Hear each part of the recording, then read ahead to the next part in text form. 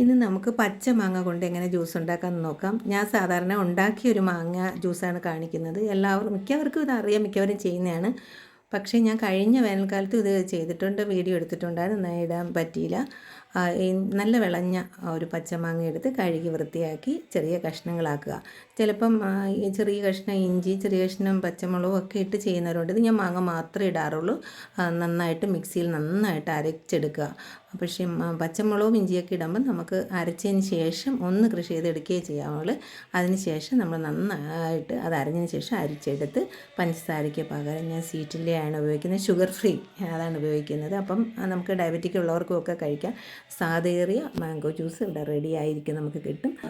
പെട്ടെന്ന് ഒരു 2 മിനിറ്റിൽ നമുക്കത് തയ്യാറാക്കാം. അപ്പം വളരെ സ്വാദുമാണ്.